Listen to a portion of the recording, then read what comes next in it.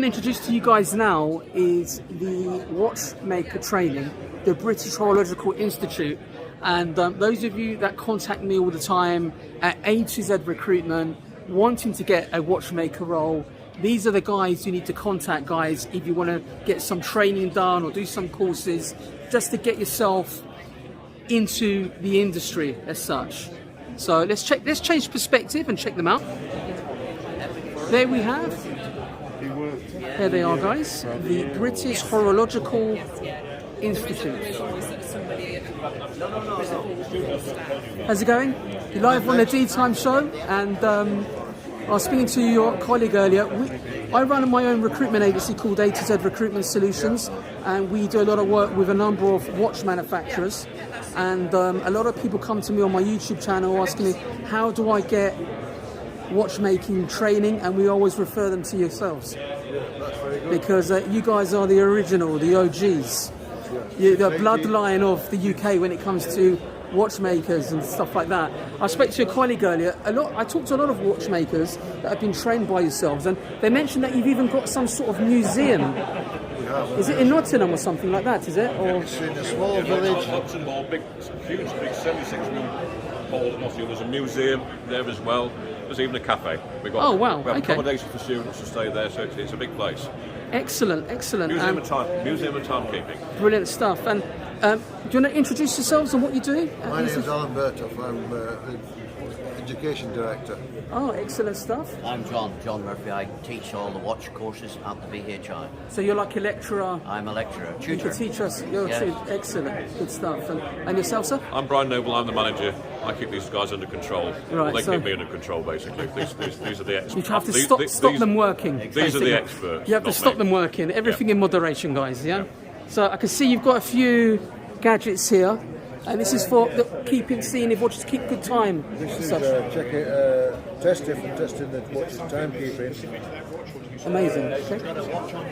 I've got my Tudor. There you go. Put it on the wrist. Put it on the machine. If you like. If you can just take that off. We'll stick it on here and see how.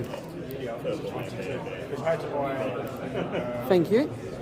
Look at that. Let's check this out, guys. There we go. Yes. Okay. It's a nice piece. Thank you, sir. Doesn't get much wear. I only wear it in the summer, but I like the blue colour. Yeah. Very vibrant. Okay. So, Alan will point out what's happening here. So what's happening now is that it's on automatic mode. We're getting a lot of noise distortion at the moment. Just a sec. It's not making a good connection. Does it work with the vibration? Does it? Yeah. I need to turn the volume up. We're about to see if my Tudor Chrono Blue Monte Carlo is keeping good time, guys. Yeah. I wonder if it's the thick case. Yeah, sometimes it is. It's quite a thick It case. is a bit of a chunky monster, this one. It's a bit thick. Should be okay. No, we're just getting interference at the moment. No. Can I always come back later, guys? Try that. Yeah, it's picking up a signal, but hold on a sec. Stop. Just stay still a minute. Sorry. Just let go of it. Sorry, John. Start the machine over.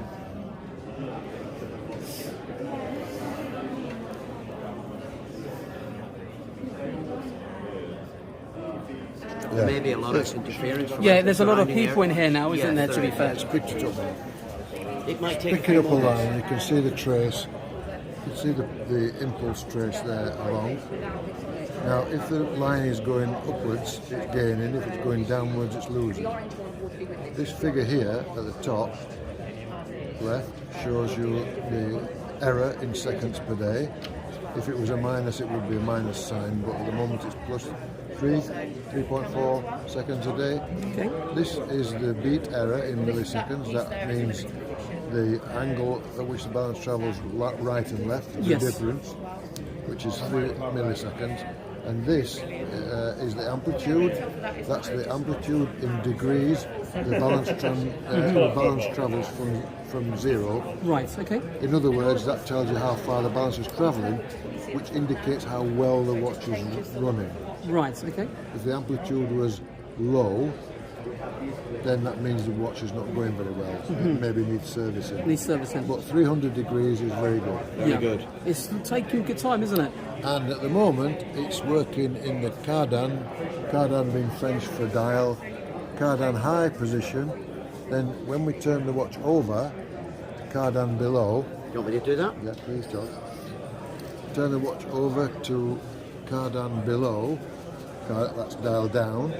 Now, in the next box here, you'll see. Oh, I've gone and talk. Go back. There. Going on to the next box, which is cardan below. Yes. Testing the watch timekeeping now. Excellent. In the other position, because a watch has to keep time in all positions. Yes. Unlike a clock that only has to keep time in one position. So there are 6 main positions you test a watch in. That is dial up, dial down, pendant left, pendant right. So now we do it 9 high, which is the pendant down position, which is as it would, the position it would be in if the watch was, if your arm was down by your side. Amazing. So the difference between all the other positions has to be within a tolerance. Excellent. If it's a chronometer, it has to be within a tolerance of -1 + 6. So I believe this is a chronometer certified, I believe. Yeah. I think. Yeah. If it is, then it should be within -1 to +6 seconds. That's the mean average. It can be out of that tolerance as long as the mean average. So how are we looking? Are we in the mean average? Are we within that at the moment? Yes, it's good. It's gaining 5 seconds at the moment. So I took the screen there. It's within 5 seconds at the moment, but that's only in that one position. So now move it to 12 down. How cool is this, guys? How cool is 6 this? high.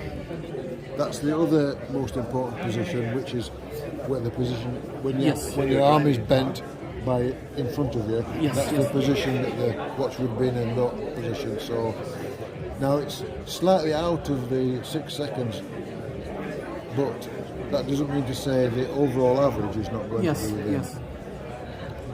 God, I should have brought my new Seamaster's master chronometer to see the difference of performance. When you take the mean average, it's probably still 7 seconds now or 9 seconds. If you take the mean average within all those positions, you're probably just within tolerance, but you're gaining. So that's okay. Excellent. Okay. Well, so in practice, what does it gain? Does it gain a lot? Listen, I don't wear it much. Like I said, I wear it just. You don't pay no. No, I don't pay no attention to it. How old is it? About 2-3 years. 2-3 years old. Really good nick. Yeah. I've got so many watches. I've got about 40 timepieces, so they don't tend to get much action. But I thought I'd wear this because I thought it's the last time I'm going to wear it. The sun's shining. It's 1 a day plus a month. Yes. Yeah. See now, in back in the dial-up position, it's gaining a little bit, but not very much. 1.8 seconds a day. If I just freeze that, I believe this is an ETA, this Tudor as well. So, I don't know. Yeah, it's ETA. It's not their in-house. This is these were launched back in 2013. The Tudor Chrono Blues. Guys, I'm about to get a health check on the Tudor Chrono Blue, one of my favourite watches in my collection.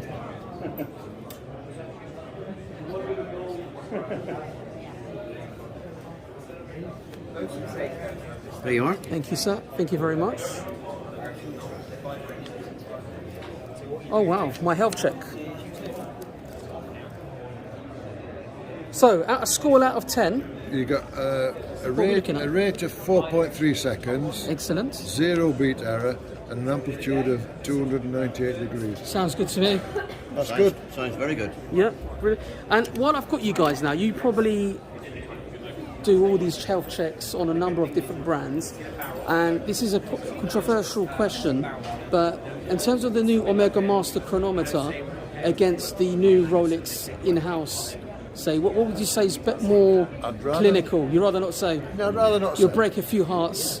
Yeah, I'm bound to offend somebody. It might spoil somebody's Christmas card. Yeah, look, I get asked this question all the time because I'm caught in the middle. I own Omegas, I own Rolex, and people are always pushing me to say what I think is better. I go, look, I'm not a watchmaker, I but get asked the question a lot. Yes. What's the best watch to buy? And I always say, well, first of all, it depends on your finances. yes, Because you buy, it's the same, exactly the same as in a car market. yes, You yes, can you buy what you can afford. And yeah. you can choose whether you buy a Mercedes Of or a course. BMW. It's personal preference, isn't it, in terms of design? I mean, I say to people, like, if you want, like, the new METAS certification that you even get with Tudor now, with the ceramic, you know, you can walk through an MRI scan with those watches now. Wow. Because they're so anti-magnetic. The amount of Gauss resistance they have is unbelievable, you know. But, guys, absolute pleasure. Thank you for your time. And, guys, like I said, those of you that message me every day about how can I become a watchmaker, visit these guys, the British Horological Institute, check out the courses they have, get signed up, guys, now, and start your career within the watchmaking industry. Yeah. Take care, guys. Absolute pleasure, and enjoy the show. Thank you. Take care.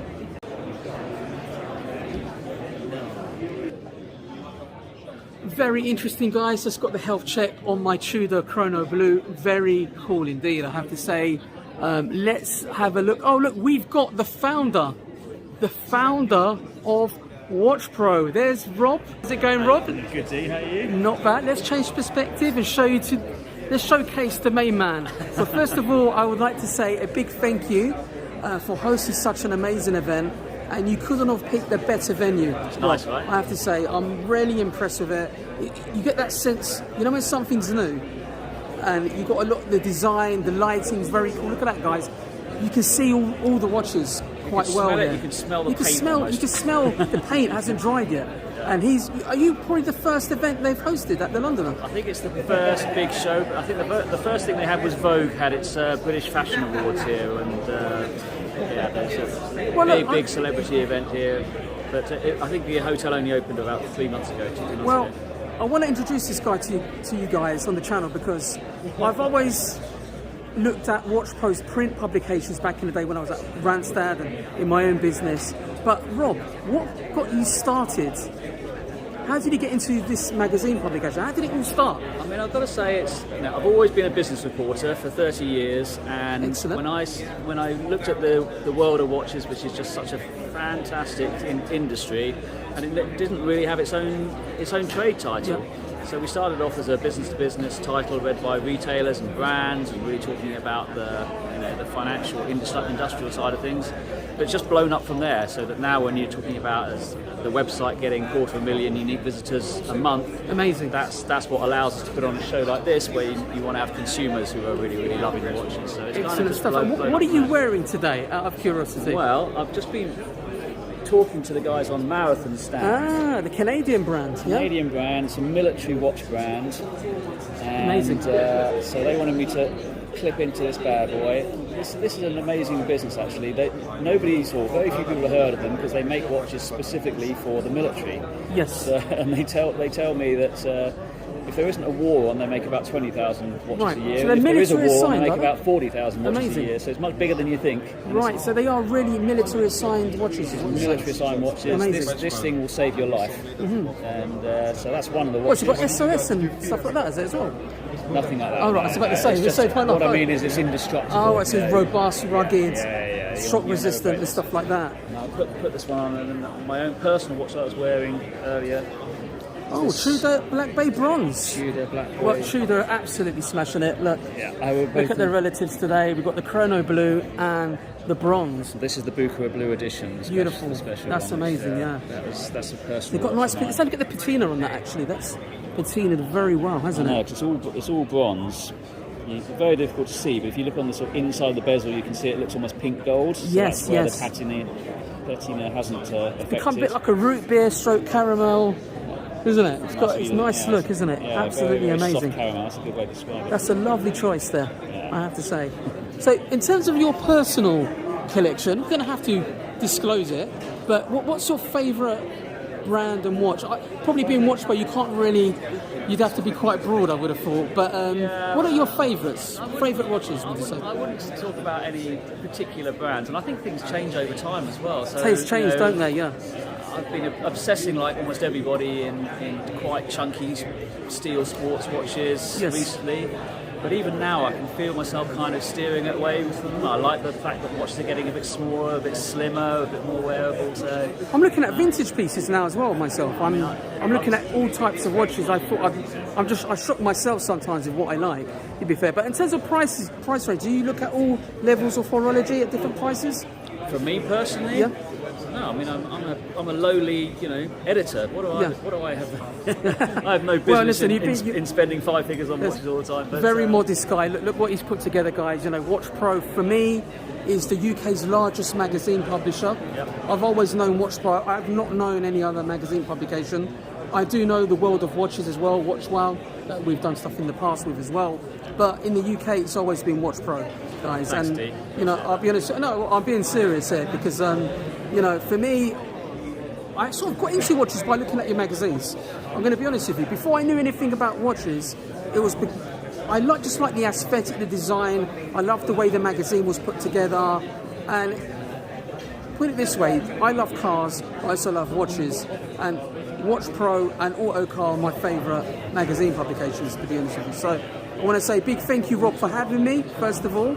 And I'll do the best I can in terms of covering the event. And I hope to be invited to all the others. Thanks, Dee. It's all about social, it's all about YouTube, it's all about digital these days. So, and thank you for making me a partner. Thank you for making me a partner. I'm absolutely delighted, and I hope to get some free magazines at some point as well. We'll get you something.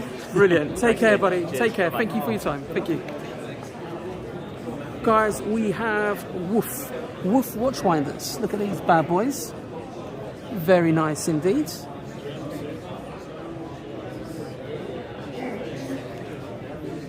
These are cool, aren't they? Very nice.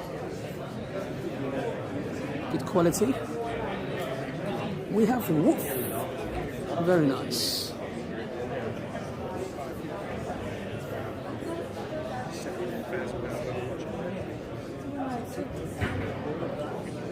Cyrus watches.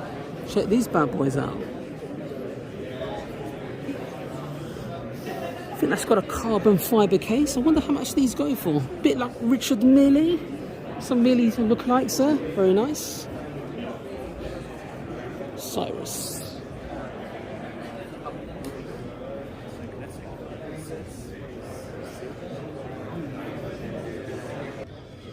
Well, guys, I have to say it's been lots of fun. We've got Victronox as well. Let's check them out, guys. Let's change perspective. Hey guys, not too bad, sir.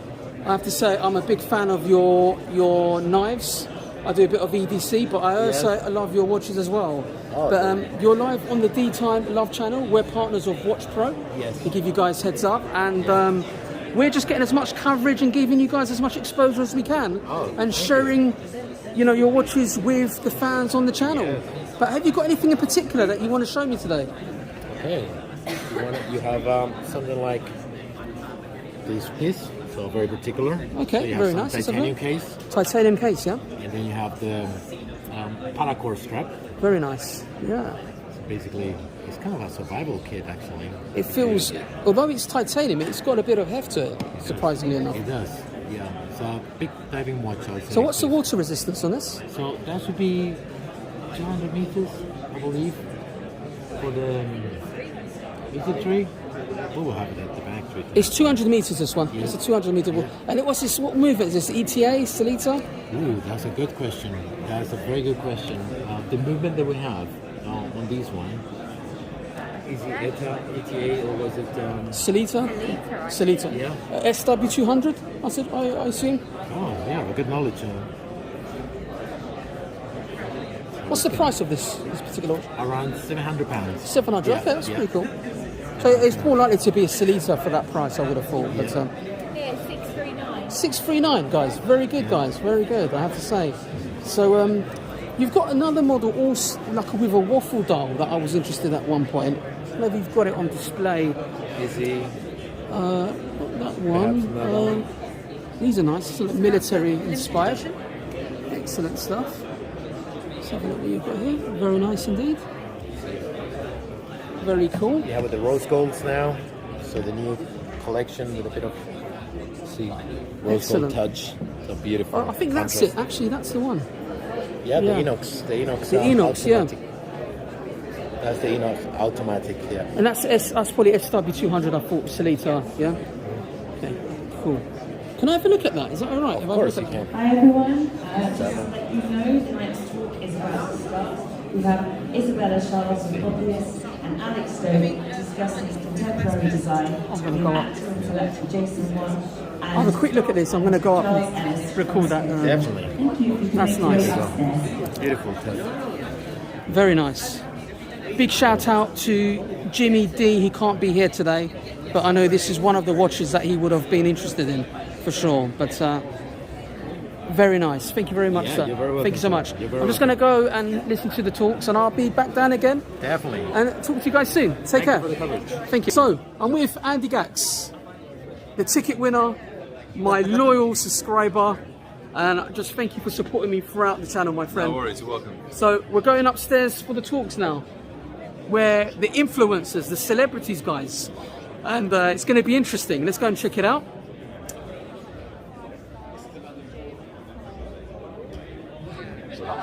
Is Andy? Andy's Dennis upstairs. Do you know? I don't know if it's upstairs. I'm not seeing him in a little bit actually. Oh, he's probably mingling and doing what he has to do. It's a lovely hotel, guys. Very cool. And I want to show you guys some very cool cars as well. Check these bad boys out, E-Type. Just in time for time to drive, I would say as well. So these are beautiful, absolutely stunning.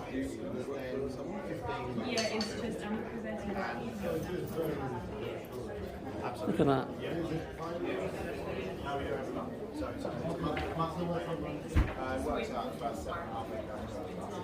Beautiful. I wonder what the retail on this would be. I know they restore them, probably about 150, 120k, I would say, for this particular model. Absolutely classic. Very nice indeed.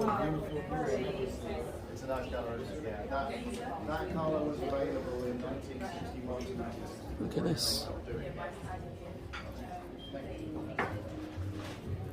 Beautiful interior. That tan leather. Look how well they've restored this. Look at that. That is absolutely stunning.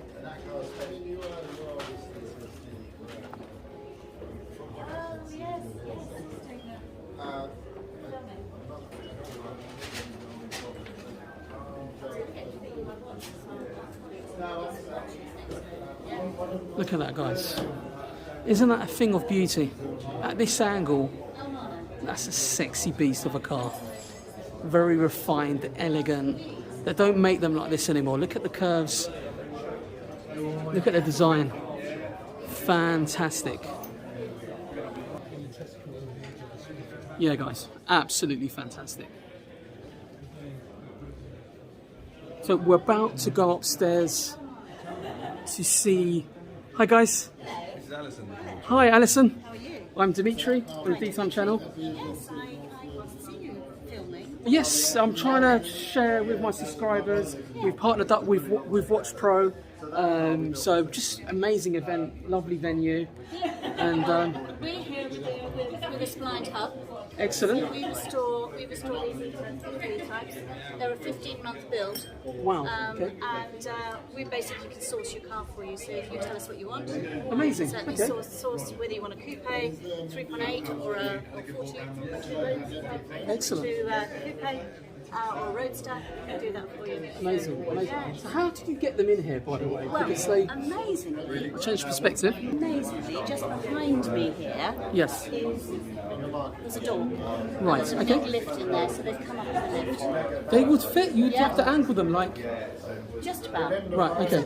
It was tight. I can imagine. They've come Yeah. in. Yeah, so they've come in, they've had a good old wash before they've come in on this beautiful luxurious carpet. Yes. Yes. And so the customers, when these go back to the customers, are going to get super detailed, clean cars. Yeah. The detailing on this is absolutely amazing. It's You know, I've started a new channel called Time to Drive, and we've got Zanetti Detailing that specialise in these types of cars. They work with Hexagon Cars, Bishop's Avenue.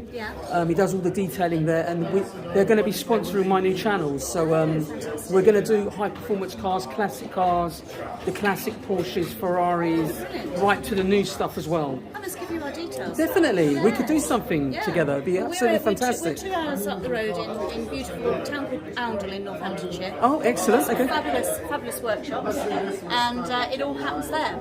Excellent. We've also got a sister company called Panache Porsche. Wow. So we're now doing retro mod Porsches, so sort of taking 1985 Porsches back to the 70s style cars. Excellent. So we're busy with those as well. So fantastic. It's all go. Yeah. Excellent. And what colour is this, by the way? Because I can't quite. This is opalescent dark blue. Right. With a dark blue interior. Amazing. Okay. Yeah, and that's an opalescent dark blue with a tan interior. This car was beautiful. Built, look at this that. This car was built for Switzerland. Yes. So with this Swiss customer, it was imported into Switzerland last November. He's been back and driven it down to the Goodwood Revival and enjoyed that. Excellent. And now we're looking after it for the winter. Amazing. Upgrading the brakes for him. Putting aircon on. So this is a 3.8 V8. This is 3.8 coupe. Yeah. Okay. That's not a V8. Okay. And what sort of horsepower are we looking at with these? You don't know? We need to roll in my husband there. That's all right, no worries, that's fine. I mean, it's not about performance, this is about really the design aesthetic of the car.